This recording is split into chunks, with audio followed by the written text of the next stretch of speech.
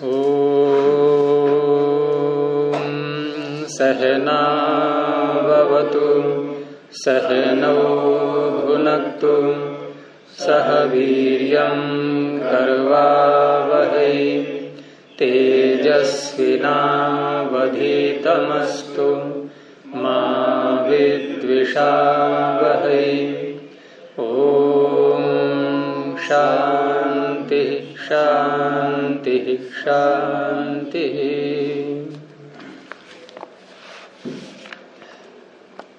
प्रथमावृत्ति की 12वीं कक्षा में आप सभी का स्वागत है। वृद्धादेश के उदाहरणों में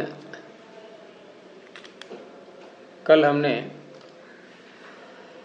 शालीयः की सिद्धि को प्रारंभ किया था और उसमें इसकी वृद्ध संज्ञा करने के बाद इसको वहीं रोक दिया था। तो यहां तक जो हुआ है वृद्ध संज्ञा करके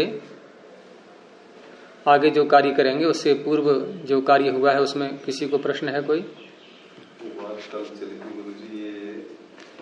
ये तत्र भाव वृद्धाच्छा लगा था। नहीं, ये तो आगे चलेगा आज। ये तो आगे चलेगा। पीछे का कोई प्रश्न है?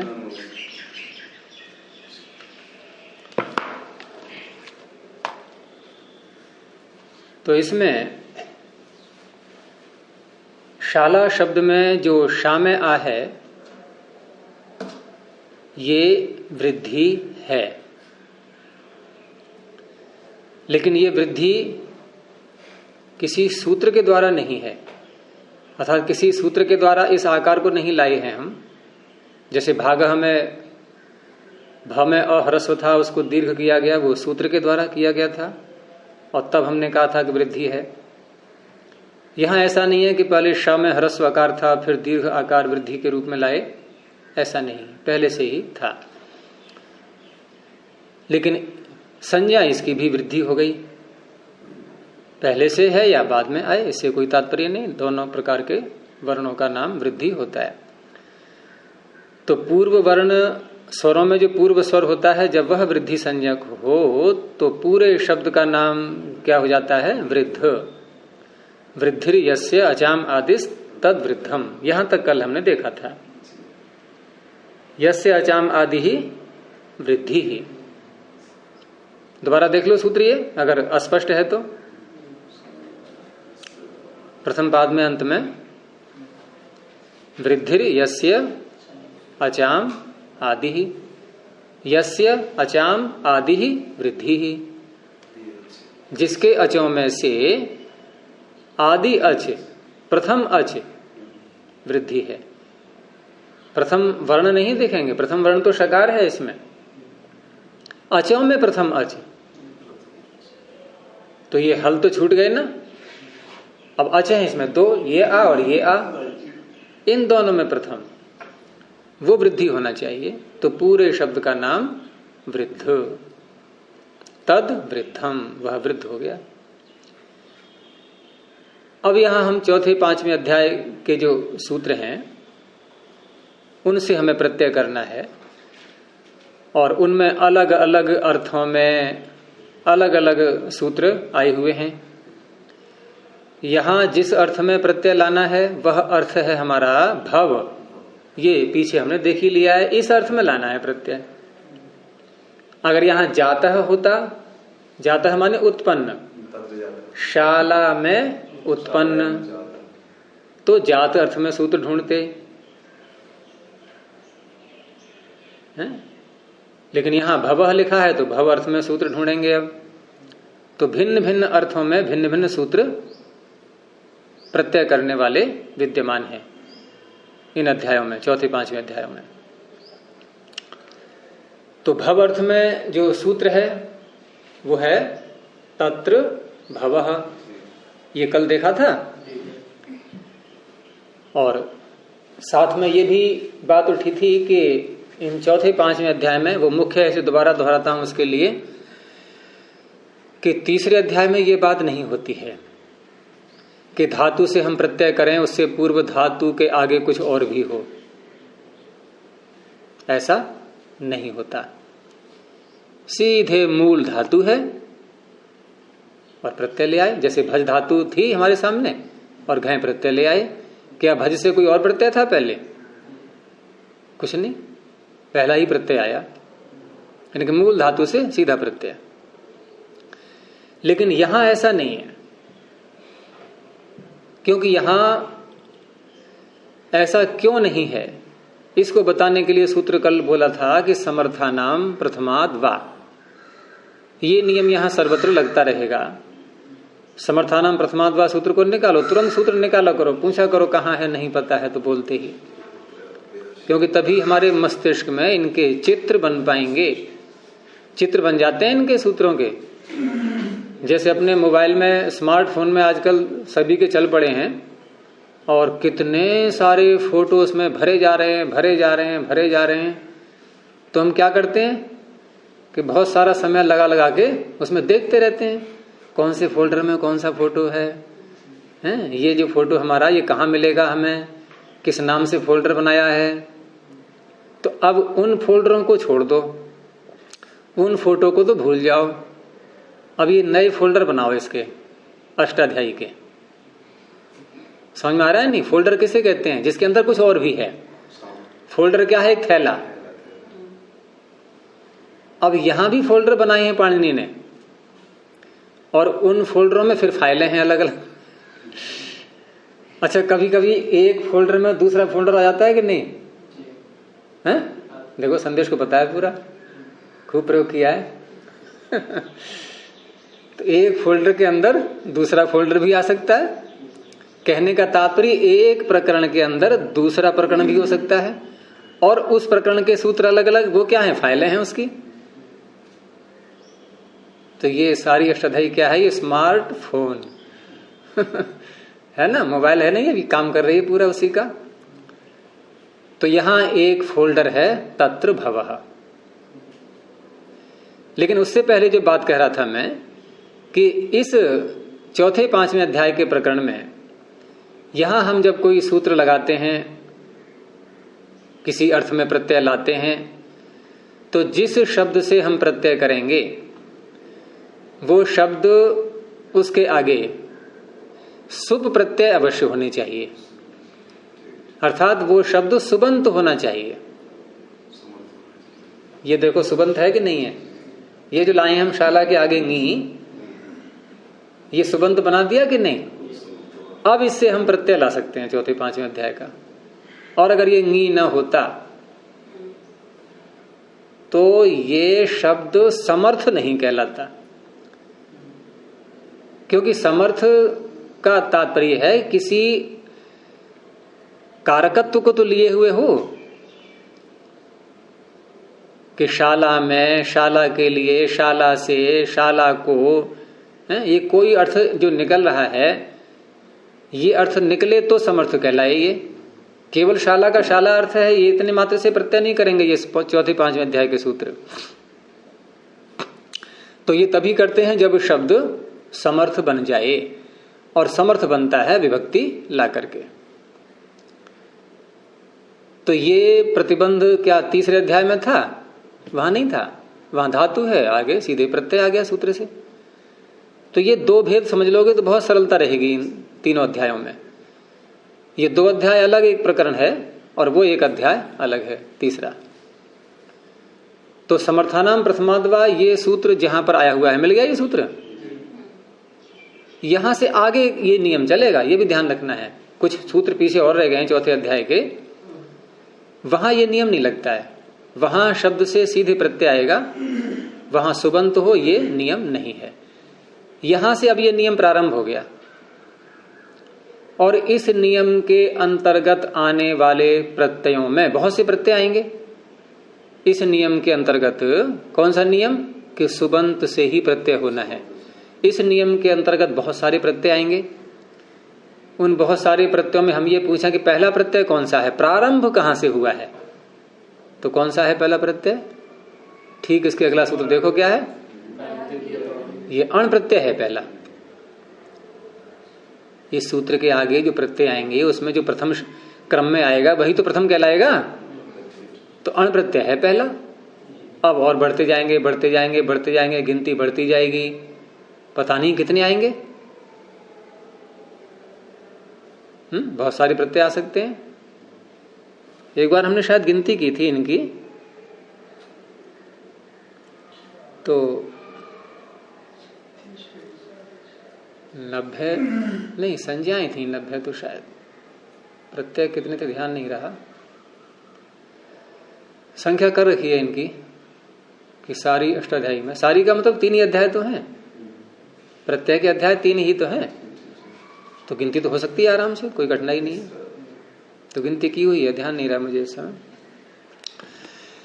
यही की थी एक बार महेश जी के साथ बैठ करके। तो यहां प्रथम प्रत्यय हो गया अण, लेकिन ये सूत्र जो अण जिसमें लिखा है ये विधि सूत्र नहीं है, ये अण प्रत्यय कर नहीं रहा है, ये केवल अधिकार सूत्र है। ये बता रहा है कि आगे अण कहां तक जाएगा, अर्थात आगे के सूत्र जो आएंगे वो कितने सूत्र हम लेंगे ऐसे जो अण प्रत्यय करेंगे। तो ये केवल अण का अधिकार आगे दे रहा है। और कहां तक दे दिया इसने अण का अधिकार? प्राग दिव्यतः है। और ये जो दिव्यति शब्द आएगा, ये कल देखा था हमने, ये जो चौथा पाद है जहां प्रारंभ होता है चतुर्थ अध्याय का, उसका दूसरा ही सूत्र है तेन दिव्यति। तो दिव्यति में है ना दिव्यति शब्द, उसी का है वहां दिव्यतः, दिव्यत से पहले पहले तक।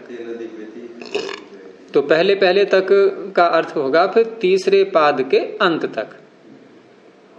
अब क्या अर्थ निकला कि समर्थानाम प्रथमाद्वा के सूत्र से आगे, इस सूत्र से आगे जो सूत्र आएंगे वो तीसरे पाद के अंत तक जितने सूत्र आएंगे उनमें अण प्रत्यय का अधिकार रहेगा। तो क्या ये 3 पाद तक के सूत्र सारे, ये सारे के सारे अण प्रत्यय करेंगे? हैं? क्यों? जब अण का अधिकार चल रहा तो और क्यों करेंगे? ये सामान्य उत्सर्ग कर दिया, उसको अपवाद रूप में भी कुछ दे सकते हैं। किसने कर दिया उत्सर्ग? ये प्रागदिव्य तो ये उत्सर्ग सूत्र थोड़ी अधिकार सूत्र है, ये इसने तो अण का अधिकार कर दिया है। ये उत्सर्ग और अपवाद ये विधि सूत्र में बोले जाते हैं प्राय करके, लेकिन यहां ये अधिकार सूत्र है। ये उत्सर्ग और अपवाद शब्द यहां नहीं आएंगे, इसने अधिकार कर दिया है। अब आप यूं कह सकते हो कि आगे अब जो सूत्र आएंगे उनमें यदि कोई नया प्रत्यय नहीं बोला गया है तो अण पहुंचेगा, ठीक है। जैसे कहीं पर भोजन हो रहा हो और भोजन में अनेक प्रकार के पदार्थ हैं परोसने के लिए, 5-10 प्रकार के, और जितने भी लाइन में लोग बैठे हैं सबको खाने का अधिकार है। लेकिन उनमें कुछ व्यक्ति ऐसे भी हैं, आपकी आंखें वैसी हो रही हैं थोड़ी, अब धीरे धीरे देर हो गई ना बैठे बैठे, इसलिए धोया करो जाके, है ना बीच में। तो भोजन करने वाले कई व्यक्ति बैठे हुए हैं, अब उसमें कुछ लोग ऐसे आए हैं जो अपना भोजन साथ में ले आए हैं, है ना। कभी कभी हम लोग जाते हैं ना, रास्ते में यात्रा करते हैं तो होटलों में जाके बैठ गए, कहीं ढाबा वगैरह आया, अब उसे क्या कहेंगे, भाई केवल सब्जी दे दो या दाल दे दो, रोटी अपने पास में रखी हो। तो हालांकि मुंह बिगाड़ते हैं वो लोग, क्योंकि उनकी बिक्री कम होगी थोड़ी,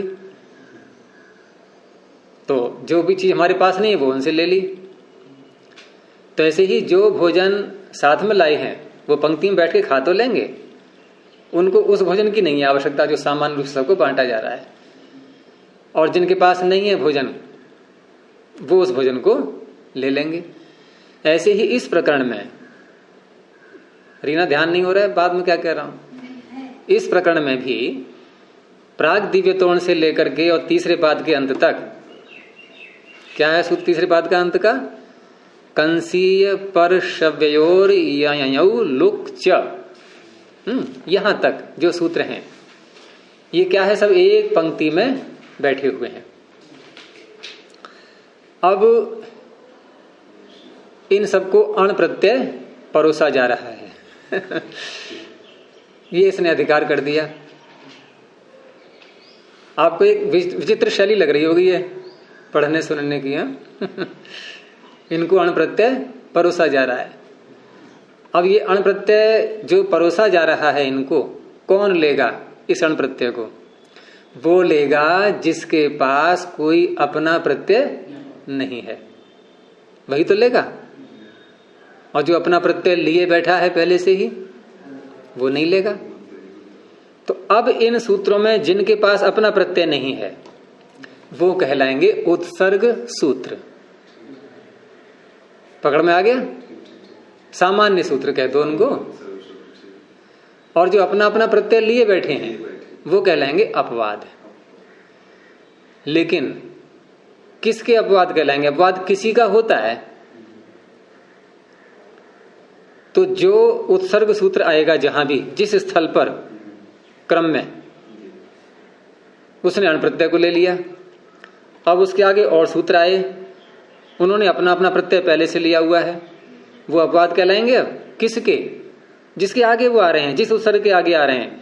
मान लो पीछे एक उत्सर्ग और निकल चुका है, उससे कोई संबंध नहीं उनका। तो अपवाद सूत्र अपने पूर्व आने वाले उत्सर्ग के होते हैं। वो उससे पूर्व आने वाला उत्सर्ग उसके नहीं बनेंगे। वो जैसे तत्र भव हमने बोला सूत्र, इसी प्रकरण में आ रहा है। वो संख्या देख लो कहां है उसकी। तत्र भव सूत्र इन्हीं 3 पादों के अंतर्गत, यानी कि तीसरे पाद में ही है, चौथे कॉलम में 53 संख्या पर मिला। तो हम यूं कह सकते हैं कि नहीं कि ये सूत्र अण प्रत्यय के अधिकार में है। अण प्रत्यय जो परोसा जा रहा है उस पंक्ति में बैठा है कि नहीं? अण प्रत्यय कहां तक परोसा जाएगा? तीसरे पाद के अंत तक।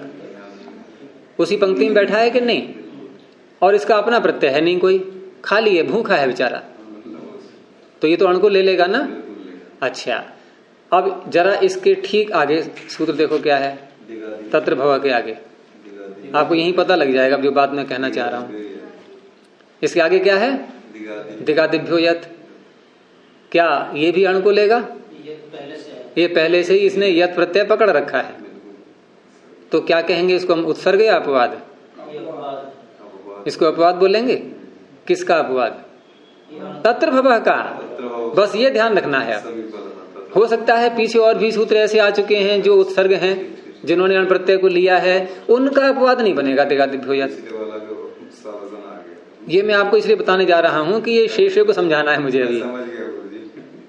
तो इस प्रकार से ये सूत्र एक दूसरे के अपवाद बनते रहेंगे, लेकिन वो उत्सर्ग सूत्र जिसके ये अपवाद बनेंगे वो उसी क्रम में उनसे पूर्व होना चाहिए। चलो एक और देख लो आगे। अच्छा, शरीरावयवाच्य। अब एक प्रश्न यहां उठेगा आपको कि जो अब तक मैंने कहा है उसके आधार पर, कि मैंने कहा कि जिसके पास कोई प्रत्यय नहीं होगा वो अण को ले लेगा। शरीरावयवाच्य जिसके पास कोई प्रत्यय है उसकी बात छोड़ो, इसका कोई प्रत्यय है इसके पास नहीं है, तो ये भी अण को लेगा नहीं। यहां है क्या वास्तव में कि तत्र भवः एक उत्सर्ग सूत्र आ गया। अब उत्सर्ग सूत्र किसी अर्थ को बोलता है। यहां इन प्रकरणों में चौथे 5वें अध्याय में हर उत्सर्ग सूत्र किसी अर्थ को बोलेगा। अर्थ को बोलेगा का तात्पर्य किस अर्थ में प्रत्यय करना है, इस अर्थ को बोलेगा। तो तत्र भवः में अर्थ निर्देश है या नहीं है? तो जितने भी अर्थ निर्देशक सूत्र आएंगे, तत्र भवः, तत्र जातः, तस्मै हितम, ऐसे तस्येदम, इस प्रकार के सूत्र आते रहेंगे। इनमें सब में अर्थ आएगा। तो जितने अर्थ निर्देशक सूत्र हैं ये सब उत्सर्ग बनेंगे।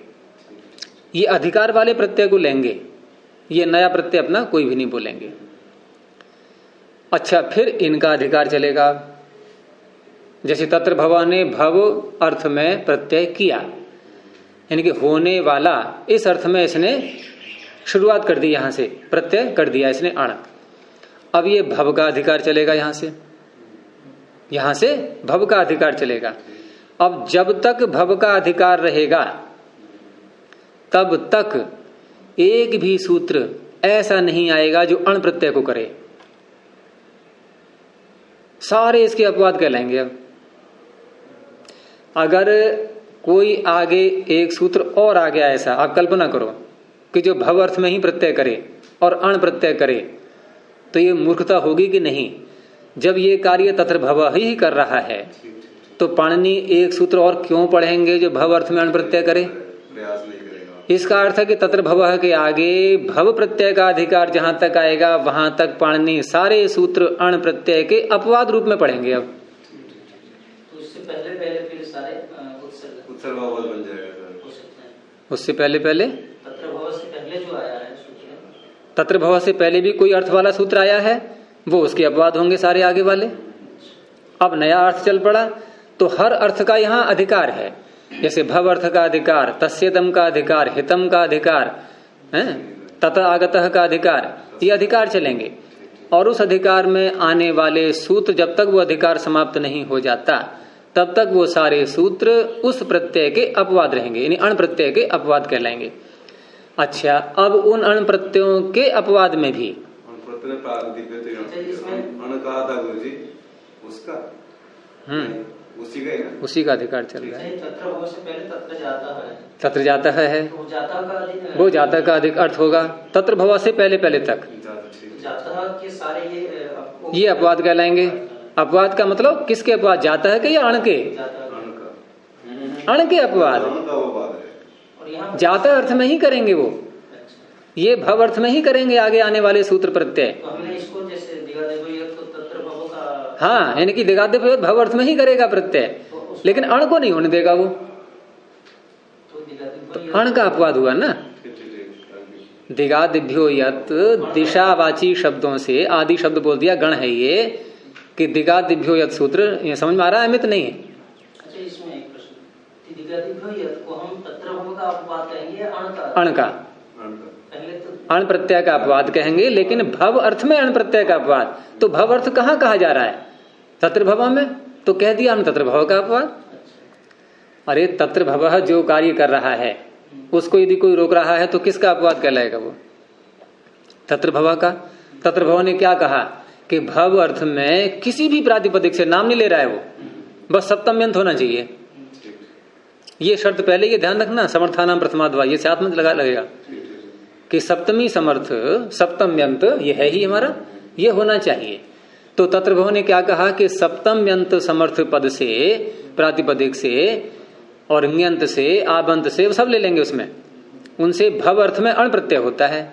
अब दिगादिभ्योत ने क्या कहा कि दिशावाची शब्दों से और भी कुछ हैं आदि, इनसे भव अर्थ में यद प्रत्यय होता है। तो तत्र भव की बात काटी कि नहीं इसने? अगर ये सूत्र न बनाते दिगादिभ्योत तो तत्र भव अण करता कि नहीं? और जो कार्य वो करता उसको दूसरे ने रोका तो अपवाद है कि नहीं? तो हम ये कह सकते हैं कि तत्र भव का अपवाद है ये। अरे खुल करके बोलोगे तो कहेंगे भाई अण का अपवाद है, क्योंकि भव अर्थ तो ये भी ले रहा है साथ में, प्रत्यय का अपवाद है ये। अब जब तक नया कोई सूत्र ऐसा न आ जाए जिसमें अर्थ पढ़ा हुआ हो, तब तक ये तत्र भव के अपवाद सारे माने जाएंगे। लेकिन इन सूत्रों में एक भी ऐसा नहीं आएगा जो अण प्रत्यय को करे अपवाद में, कि अण प्रत्यय का ही अपवाद है, अण को ही करे, इन्हें अण नहीं मिलेगा इनमें। अब इसमें भव अर्थ होगा। अच्छा, अब दूसरी बात कि इन सूत्रों में भी फिर उत्सर्ग अपवाद चलेंगे बीच में।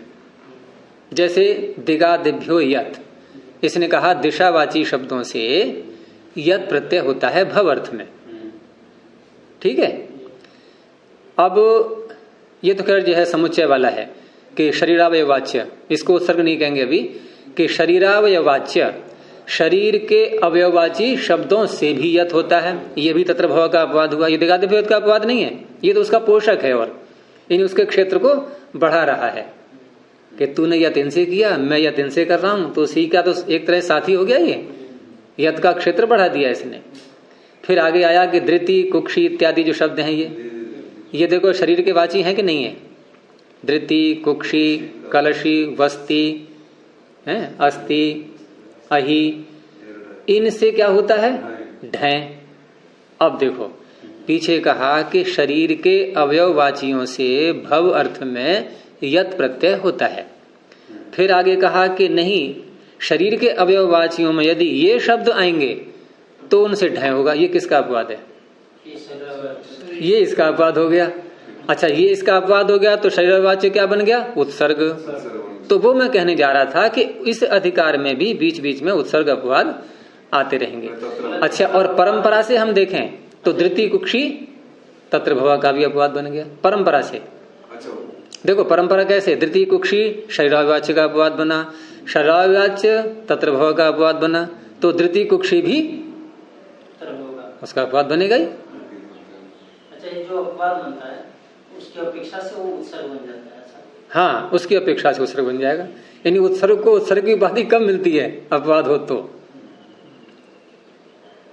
पुत्र हो तो पिता माना जाएगा ऐसा है? हाँ, बिल्कुल सही है। पिता की उपाधि कौन देता है?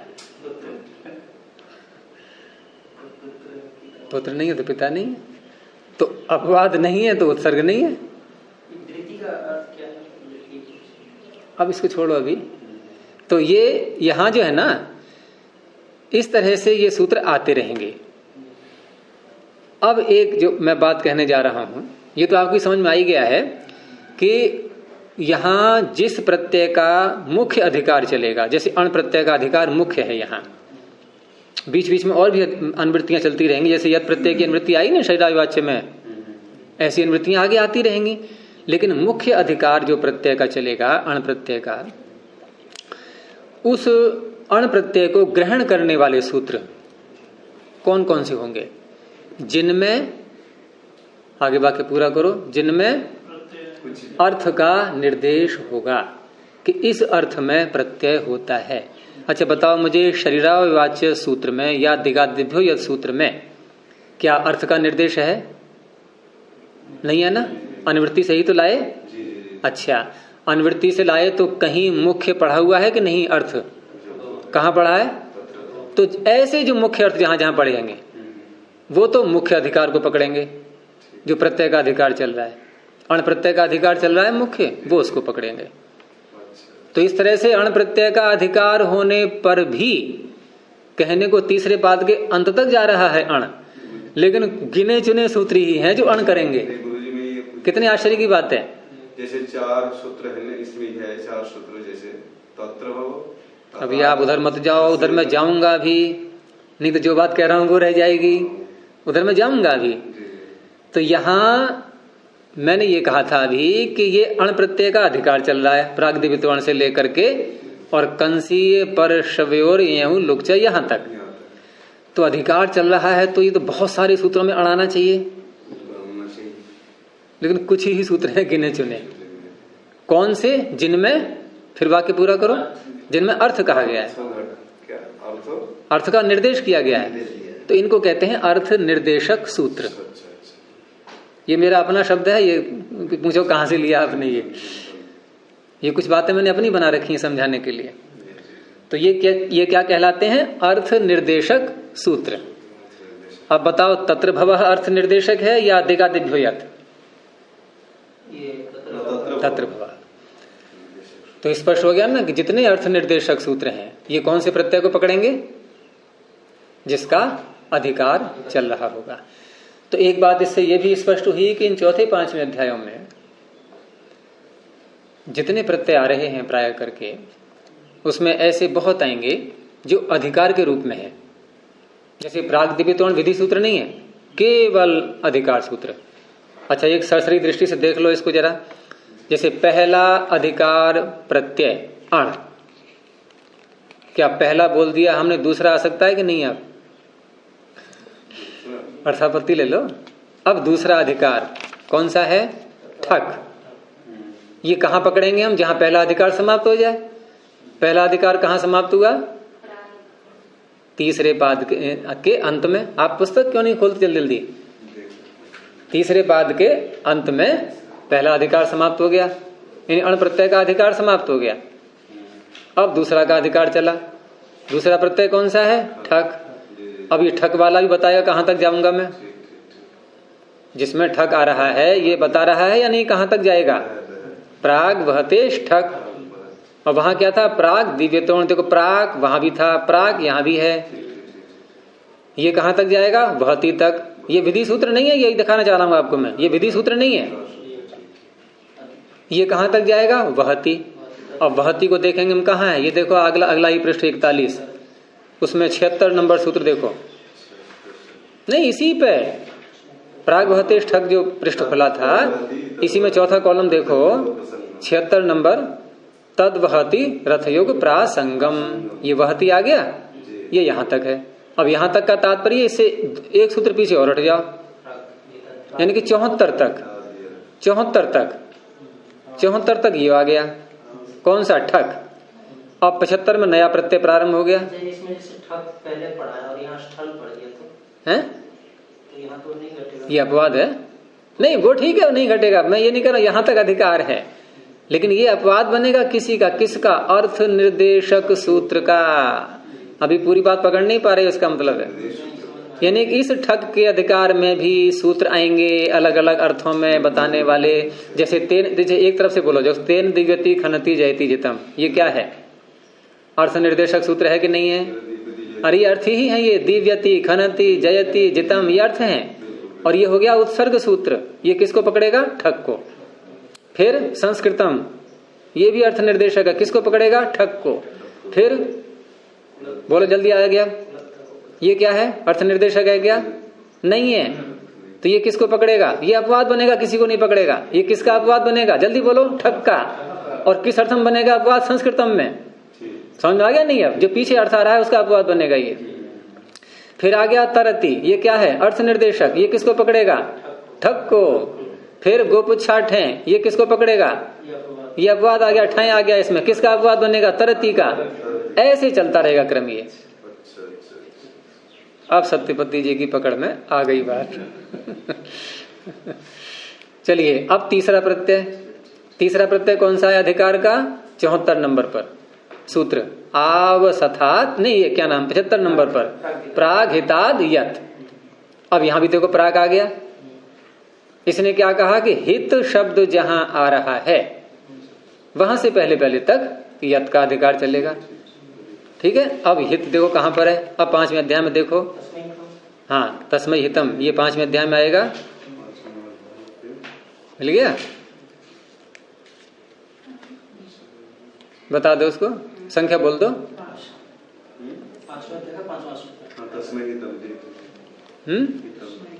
अच्छा। अब तस्मै हितम जो सूत्र है ये, यहां से पहले पहले तक हम माने तो हम कहेंगे 4 नंबर तक आना चाहिए। विभाषा हविर अपूपादिभ्य तक, यही तो कहेंगे। लेकिन यहां ये देखना होता है, पीछे भी हम उसी शैली से देखते आ रहे हैं कि जहां तक अधिकार बताया जाता है उससे पीछे के सूत्रों को हम वहां तक पकड़ते हैं जहां से नया प्रत्यय न मिल जाए हमें। तो इसके पीछे हटो, 4थे नंबर पर विभाषा हविर अपूपादिभ्य, कोई नया प्रत्यय, कोई अधिकार दिखा रहा है ये कोई? इनके प्राक शब्द आना चाहिए। फिर तीसरे में देखा हमने, इसमें भी प्राक नहीं है। दूसरे में देखा, इसमें भी प्राक नहीं है। पहले में देखा, मिल गया। अब बताओ पीछे वाला जो यत प्रत्यय आ रहा था ये कहां तक माना जाएगा? भावे च तक, 4थे अध्याय के अंत तक। यहां समाप्त हो गया क्योंकि आगे नया अधिकार प्रारंभ हो गया। अब कोई ये प्रश्न कर सकता है, वैसे आप कर नहीं रहे हो, कि जब भावे च तक अधिकार यत का लाना है तो पाणिनि जो है ये हित को क्यों पकड़ा इन्होंने? तस्मै हितम वाला ये इसलिए पकड़ा कि नया प्रत्यय चलेगा, उस प्रत्यय के बाद प्रथम अर्थ निर्देशक सूत्र कौन सा है उसको पकड़ते हैं। ये नया प्रत्यय चलेगा 6, लेकिन 6 के बाद सूत्र क्या है? उगबादिभ्यो। कोई अर्थ है इसमें? नहीं है। कम्बलाच संज्ञायम, कोई अर्थ है इसमें? नहीं है। विभाषा हविर उपाधिभ्यो, कोई अर्थ है इसमें? नहीं है। तस्मै हितम, अर्थ आ गया। ये अर्थ वाले को पकड़ते हैं ये। जैसे प्राग वहते, पहले सूत्र क्या है? प्राग दिव्यतोण। दिव्यति क्या है? अर्थ। अर्थ निर्देशक सूत्र में आएगा दिव्यति शब्द। फिर प्राग वतेष्ठे, नहीं क्या था वो? प्राग वहतेष्ठक। तो वहती क्या है ये? तद वहती, अर्थ निर्देशक सूत्र। फिर वहां क्या था? प्राग हिताद यत, हित को पकड़ा, हित ये है, तस्मै हितम, अर्थ को पकड़ते हैं ये। तो इस तरह से यत प्रत्यय का अधिकार भावे चप समाप्त हो गया।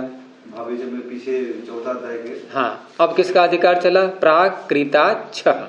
अब छह का अधिकार चला, ठीक है। अब छह का अधिकार कहां तक जाएगा? क्रीत तक। अब क्रीत कहां पर है? तेन क्रीतम, 36 संख्या पर देखो, 36 संख्या पर, ठीक है। लेकिन अब इसमें आप देखोगे कि तेन क्रीतम से पहले कोई नया अधिकार प्रारंभ ही नहीं हो रहा है अभी।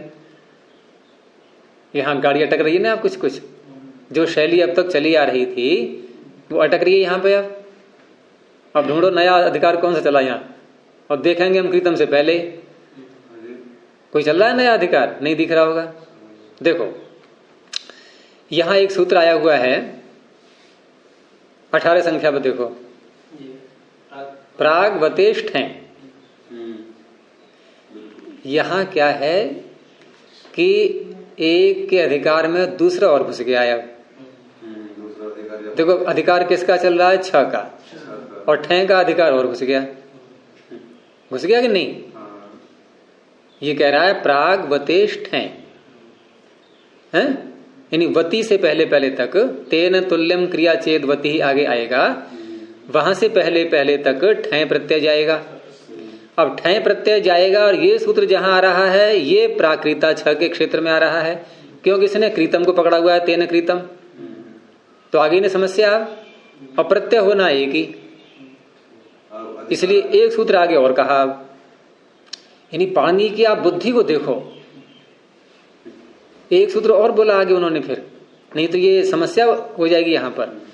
अगला सूत्र बोल दिया कि आर्हात, अर्ह तक, तद अर्हति, रथ योग प्रासंगम सूत्र सुना है नहीं? अर्ह तक, अर्ह तक ठक का अधिकार चलेगा। सूत्र में ठक है अंत में, लेकिन साथ में एक शर्त लगा दी कि अगोपुच्छ संख्या परिमाणात। गोपुच्छ संख्यावाची शब्द और परिमाणवाची शब्द, इनको छोड़ करके ये ठक का अधिकार चलेगा अर्ह तक। अब आपको लग रहा होगा ये तो एक और घुस गया, तीन घुस गए। अच्छा थोड़ा अब क्लिष्ट लगेगा यहाँ पर, इसको छोड़ते हैं अभी, ये विस्तार ज्यादा हो जाएगा। अभी फिर पीछे को लौटते हैं, क्योंकि मुझे शेषे समय निकल रहा है, वो शेषे वाली बात रह जाएगी समझाने के लिए। इसको बाद में लूंगा फिर कभी मैं। यहाँ तक तो आपकी पकड़, देखो चौथा अध्याय पूरी पकड़ में आ गया आपकी। अब 5वें में कुछ बातें रहेंगी समझने के लिए। अब हम प्रश्न करें कि चौथे अध्याय में कितने प्रत्यय हैं मुख्य जिनका अधिकार किया गया है? जल्दी बोलो, भूल गए। पहला अण, दूसरा यद कहाँ है?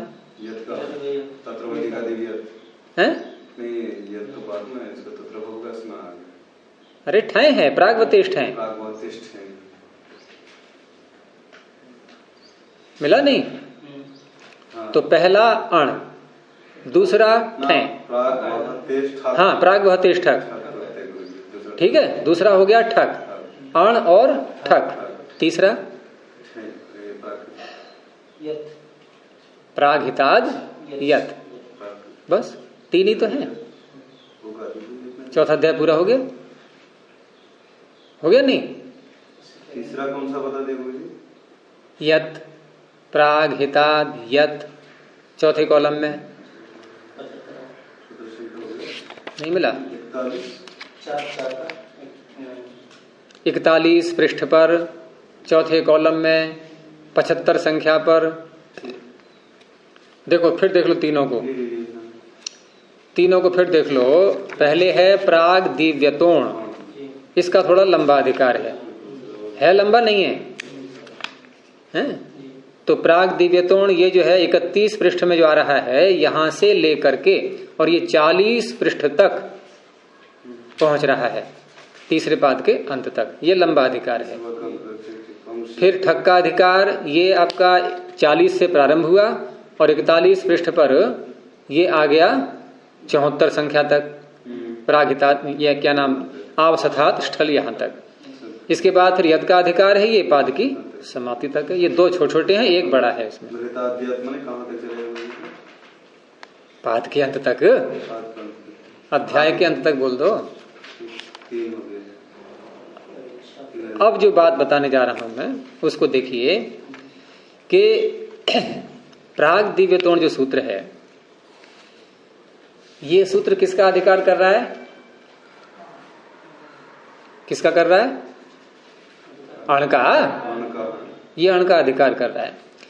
ये अण का अधिकार, इस अधिकार में आने वाले जो सूत्र आगे आ रहे हैं, इनमें से सबसे पहला सूत्र वो कौन सा होगा जो अण प्रत्यय को करेगा? अब इसका उत्तर दो आप सोच के। ऐसे नहीं, एक सिद्धांत के रूप में उत्तर दो।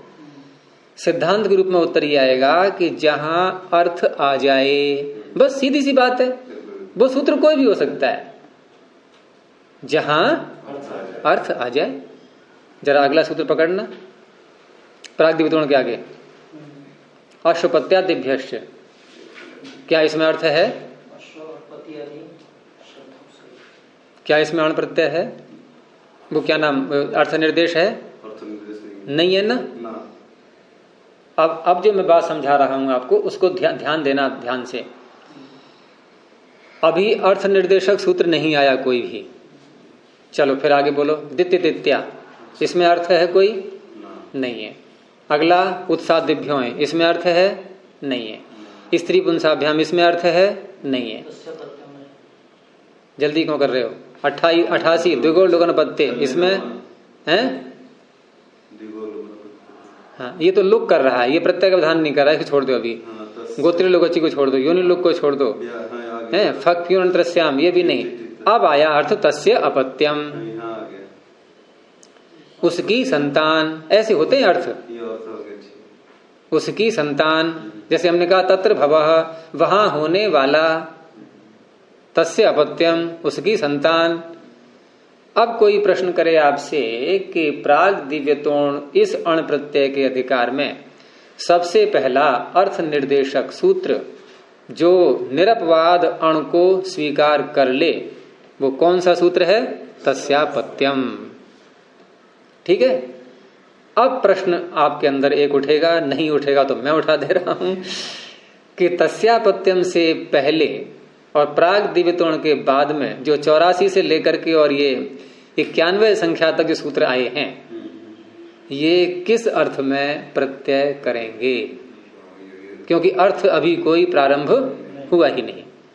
आप इसको यूं भी कह सकते हो कि चौथे 5वें अध्याय का सबसे पहला अर्थ निर्देशक सूत्र कौन सा है? तस्यापत्यम। बस यहां से अर्थ प्रारंभ हो गए। अब इतनी झड़ी लग जाएगी अर्थों की आगे कि सब अपने अपने अर्थों को लेकर के आएंगे, प्रत्यय करेंगे। कोई बड़े अधिकार के अंदर छोटा अधिकार होगा और कोई बड़ा अधिकार होगा ही। तो ये जो सूत्र हैं अब 84 से लेकर के और 91 तक, ये किन अर्थों में प्रत्यय करेंगे? क्या उत्तर हो सकता है? आप सोच के बताओ, क्योंकि इसमें है ही नहीं कोई अर्थ। नहीं। जैसे हम ये अश्वपत्यादिभ्यश्च का अर्थ करें सूत्र का पूरा, तो क्या अर्थ क्या बनेगा कि अश्वपति आदि शब्दों से अण प्रत्यय होता है, यही तो कहेंगे। किस अर्थ में होता है? कोई अर्थ नहीं है, नहीं है समस्या। अब इसका उत्तर, क्योंकि ये सूत्र इन्होंने पाणिनि ने ऐसे स्थान पर रखे हैं जो अण का अधिकार जहां तक जाएगा, और उस अधिकार में जितने भी सूत्र आएंगे अर्थ निर्देशक, उन सारे अर्थों में करेंगे ये। अब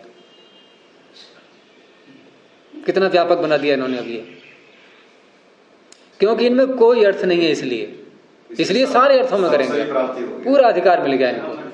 यानी कि अश्वपति शब्द से, अश्वपति शब्द से अण प्रत्यय अपत्य अर्थ में भी हो जाएगा। अश्वपति की संतान आश्वपत, अण प्रत्यय करके बनेगा आश्वपत। अच्छा, एक और ले लो अगला अर्थ कोई, जैसे तस्यापत्यम तो हो गया, फिर एको गोत्रे में कोई अर्थ नहीं है, गोत्रादि उन्नश्रिया माता है, बहवा दिव्यश, ये सारे हो गए। और ये होते होते होते होते आप ये तस्यापत्यम भी काफी दूर तक है। फिर ये हो गया शिवा दिव्योण पीलायावा, ये हो गया, और स्त्री ढक हो गया, ये चलता रहा सब आगे। पितृश्वशोषण ढगिलोपहा ये हो गया, और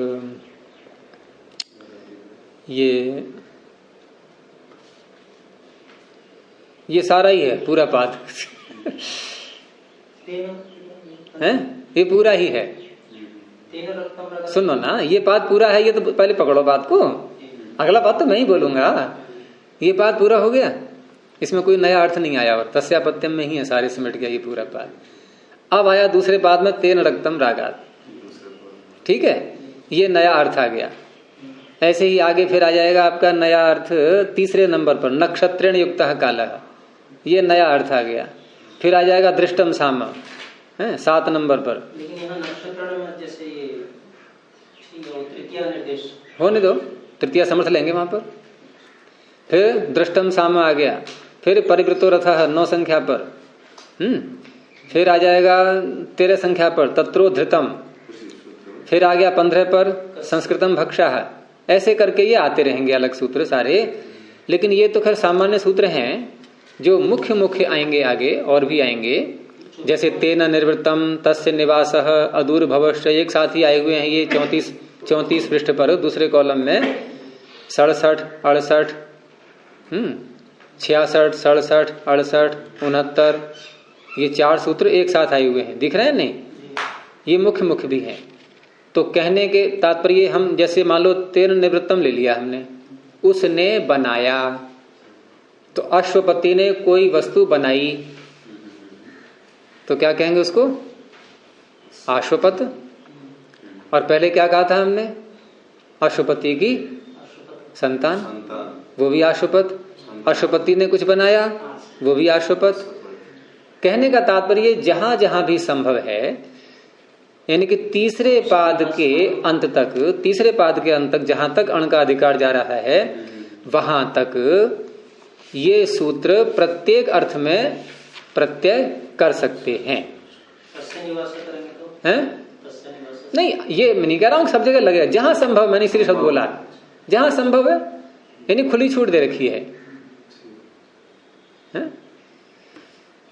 अब इसमें भी जैसे अभी हमने कहा कि अश्वपत्यादिभ्यश्च आगे आने वाले सभी अर्थों में प्रत्यय कर सकता है, कोई एक अर्थ इसके लिए बंधा हुआ नहीं है। दित्य दित्यादित्य, ये भी आगे आने वाले सभी अर्थों में, बोलो आगे, वाक्य पूरा करो। दित्य दित्यादित्य भी आगे आने वाले सभी अर्थों में। ये आगे आने वाले शब्द कहां तक पकड़ेंगे? तीसरे पाद के अंत तक, जहां तक अण का अधिकार जा रहा है, तो वहां तक आने वाले सभी अर्थों में क्या करेगा? प्रत्यय कर सकता है। कौन सा? अश्वपत्यादिभ्यश्च कौन सा कर रहा था? ये कौन सा कर सकता है? यहां अण्य दिया हुआ है, ये अण का अपवाद है, मैं ये दिखाना चाह रहा था।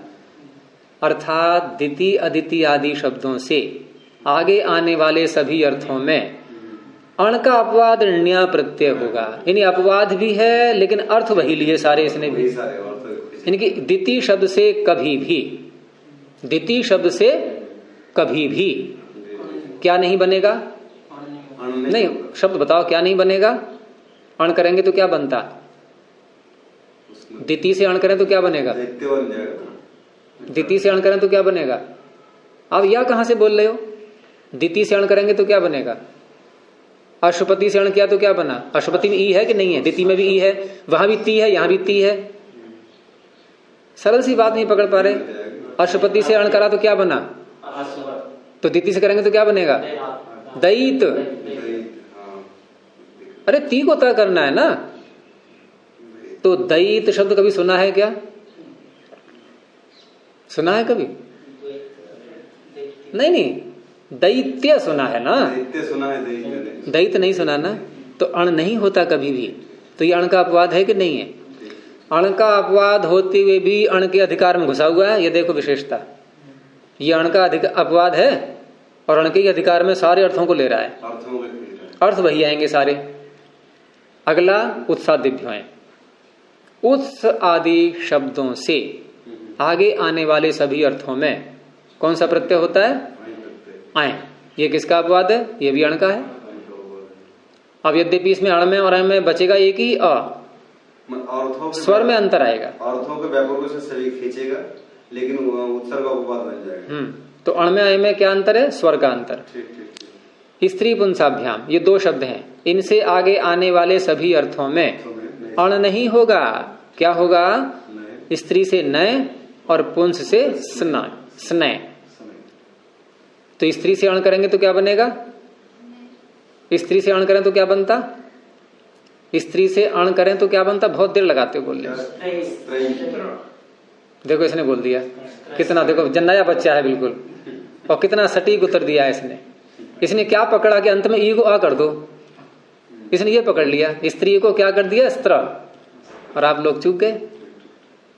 तो कभी सुना है स्त्र? नहीं होता, स्त्रैण बोलते हैं। तो ऐसे ये अण के अपवाद हो गए। फिर आगे द्विगुण लोगन पत्ते गोत्र लोगोची, उन लोग, ये जो थोड़ा अलग विषय का है ये। तो ये विषय समझ में आ गया।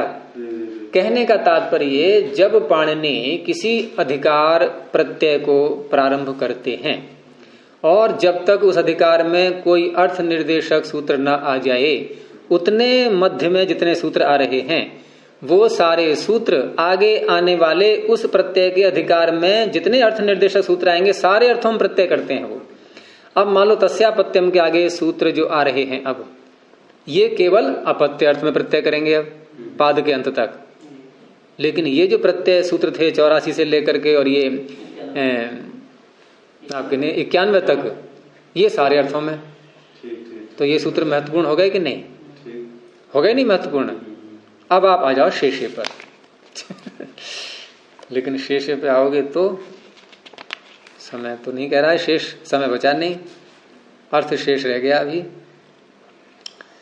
चलो थोड़ा संकेत देता हूं, फिर विस्तार करूंगा परसों के लिए। कि आपका चल तो अण का ही अधिकार रहा है, ये तो पता है ही। और अण प्रत्यय के अधिकार में अर्थ निर्देशक सूत्र चल पड़ा क्रम कहां से? तस्यापत्यम से। तस्यापत्यम आया, फिर और आएगा, फिर और आएगा, फिर और आएगा, ये चलते रहेंगे नहीं।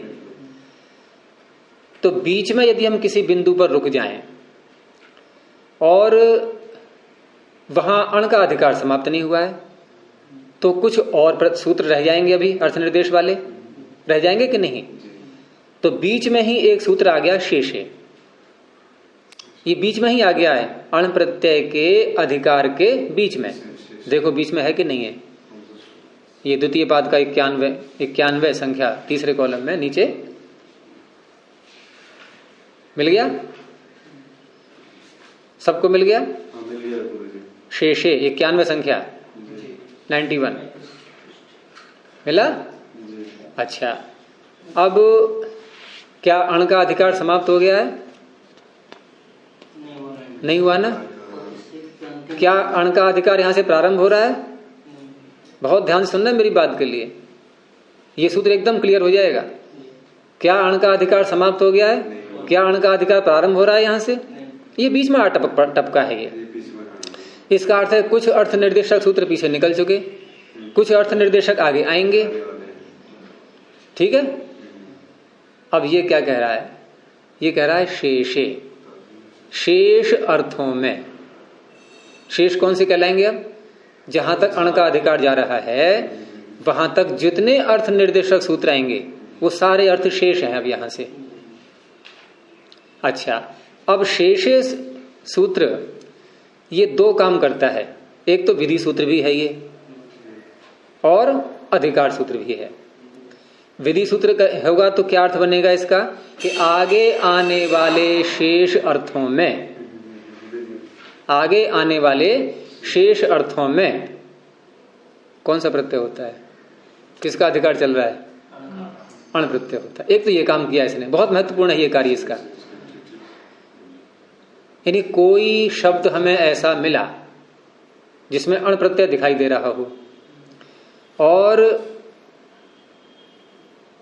उस अण प्रत्यय को करने वाला कोई सूत्र मिल नहीं रहा हो, कोई नहीं है, तो इसको लगाते हैं शेषे को, कि शेषे सूत्र से अण प्रत्यय हो गया। उसका अण का तो आ ही रहा था, फिर ये इसको कहने की क्या आवश्यकता है? ये तो एक अर्थ किया ना मैंने, ये एक अर्थ इसलिए किया है कि ये उनमें लगेगा, ये विधि सूत्र उनमें लगेगा जिनके लिए कोई सूत्र पाणिनि ने नहीं लिखा है और अण प्रत्यय होता है उसमें, और उन्हीं अर्थों में होता है जो अर्थ आगे आने वाले हैं, उनमें से किसी भी अर्थ में हो सकता है वो, और सूत्र कोई है नहीं, तो वहां पर ये लगेगा। यानी कि कई अर्थों को इसने एक साथ ले लिया है शेषे ने। अब अधिकार सूत्र के रूप में लेंगे इसको, तो अधिकार सूत्र के रूप में लेंगे तो क्या अर्थ बनेगा इसका, कि आगे आने वाले जो सूत्र हैं, अब कहां तक आगे आने वाले सूत्र, कहां तक, जहां तक नया अर्थ नहीं आ रहा है, अब यहां से नया अर्थ नहीं आ रहा है वहां तक। जरा पकड़ो आगे कि शेषे के आगे नया अर्थ कहां मिलेगा हमें। देखो हमारी संख्या प्रारंभ हो गई 92 से, अब क्योंकि 92 से लेकर के आगे हम जो सूत्र बोलेंगे इनमें किसी में अर्थ नहीं मिलेगा। जैसे पीछे हमने प्राग दिव्य तोरण को देखा था और वहां नया अर्थ अस्यापत्यम देखा था, नहीं, उससे पीछे कई सूत्र आ चुके थे, वही स्थिति यहां पर भी है कि यहां शेषे तो सूत्र आगे चल पड़ा ही है, लेकिन आगे नया अर्थ कहां मिलेगा वो पकड़ना है हमें। तो नया अर्थ देखो कहां मिल रहा है जाकर के। अब देखो यहां से राष्ट्रावार पारद घकु से प्रारंभ किया हमने, और आगे देखते देखते ये चल पड़े सब, और सब में कोई न कोई प्रत्यय, कोई न कोई प्रत्यय, अर्थ किसी में नहीं आ रहा है, और ये हमारा ये पृष्ठ पूरा हो गया। अगले पृष्ठ पर आ गए और देशेठ हैं, यहां से प्रारंभ किया है, यहां भी कोई अर्थ में नहीं दिखाई दे रहा है नया है, और धीरे धीरे धीरे ये पाद भी समाप्त हो गया।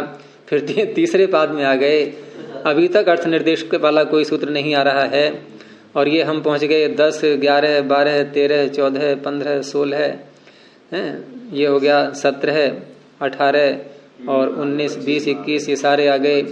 फिर हम अगले कॉलम में आ गए और वहां जाकर के हमें 25 संख्या पर मिला तत्र जातः, मिल गया।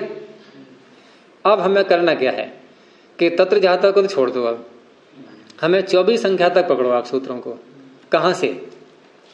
द्वितीय पाद के 92 सूत्र से लेकर के तृतीय पाद के 24 संख्या तक के जो सूत्र हैं, ये कोई न कोई प्रत्यय कर रहे हैं, अर्थ किसी में नहीं है, और कोई न कोई प्रत्ययों में अण प्रत्यय नहीं होगा। समझ में आ गया कि नहीं? क्योंकि अण प्रत्यय करेंगे यदि तो शेष तैयार बैठा हुआ है, वो कहेगा मैं कर तो लूंगा इस काम को, तुम क्यों चक्कर में पड़े हो। अगर अण प्रत्यय करना है तो शेष कर ही देगा, इसका अधिकार, यानी कि ये सारे अण प्रत्यय के अपवाद हैं, हम इसको यूं ही कह सकते हैं। ये 92 संख्या से लेकर के और ये 24 संख्या तक ये अण प्रत्यय के अपवाद हैं सब। ये सब कोई अन्य ही प्रत्यय करेंगे, किन अर्थों में? इसका उत्तर आप दो। अब शेष अर्थों में शेष का अधिकार है इनमें, ये शेष का अधिकार समाप्त हो रहा है यहाँ पर। अब ये शेष के अधिकार में है, तो शेष अर्थों में करेंगे। शेष अर्थ कौन से हैं? तत्र जातः से लेकर के अध्याय की समाप्त, जहां तक ये अण प्रत्यय का अधिकार चल रहा है वहां तक, अर्थात तीसरे पाद के अंत तक। अब इसमें आपका तत्र जातः आ गया, और फिर तत्र भवः आ गया, बहुत से आ जाएंगे, प्राय भवः आ गया, और फिर आगे जो है ऐसे अनेकों सूत्र आते रहेंगे। तेनैकिते का आ गया, तस्येदम आ गया, सोस्य निवास आ गया, अभिजनश्च है। तो इस प्रकार से ये जितने अर्थ हैं, इन सब अर्थों में ये जो सूत्र हैं जो तत्र जातः से पहले पहले और शेषे तक, यहां तक, ये सारे सूत्र इन सब अर्थों में प्रत्यय करते हैं। इन्हीं सूत्रों में एक सूत्र छिपा बैठा है, और वो है वृद्धा छह, जो हम लगाने जा रहे थे। अब हम वहां पहुंचे हैं। हमारा प्रश्न ये था कि वृद्धा छह से हमने तत्र भव अर्थ में प्रत्यय किया था, तत्र भव आ रहा है आगे, तो वृद्धा छह में वो तत्र भव अर्थ कैसे आ गया? अब समझ में आ गया कैसे आ गया? शेषे के अधिकार में होने से आ गया। यानी कि वृद्धा छह क्या करेगा कि वृद्ध संज्ञक शब्दों से आगे आने वाले अण प्रत्यय के अधिकार में जितने अर्थ आ रहे हैं उन सब अर्थों में छ प्रत्यय करेगा। उन्हीं अर्थों में एक भव अर्थ भी है, तत्र भव, जबकि आगे आ रहा है वो, लेकिन वो यहां पर आ चुका अर्थ। किसने खींच लिया? शेषे ने खींच लिया। ये जो शेष अर्थ में तत्र हो के पीछे आगे जगह उसको भी खींच के लाए। अब आप मंथन करते रहना, समय हो गया है, फिर कोई शंका हो तो परसों पूछना। इसलिए वृद्धाक्ष ने भव अर्थ में प्रत्यय किया है, अर्थात ये वृद्धाक्ष अन्य अर्थों में भी कर सकता है। भव तो उनमें से एक है ना। शैक्षिक अर्थों में हम क्या बोलते हैं इन सारे सूत्रों का अर्थ करते समय? जैसे आपको राष्ट्रावार पारात घखऊ का अर्थ करना हो तो कैसे करेंगे? कि राष्ट्र और अवार पार, अवार पार इन शब्दों से, राष्ट्र शब्द से और अवार पार शब्दों से शेष अर्थों में घ और खय प्रत्यय होते हैं। तो राष्ट्र में होने वाला राष्ट्रीय, राष्ट्र में राष्ट्र की कोई वस्तु वो राष्ट्रीय, राष्ट्र से कोई आया हुआ है तत् आगत है वो राष्ट्रीय, सारे राष्ट्रीय बन गए। ये है पाणिनि की बुद्धि का चमत्कार। सूत्र एक, प्रयोजन अनेक।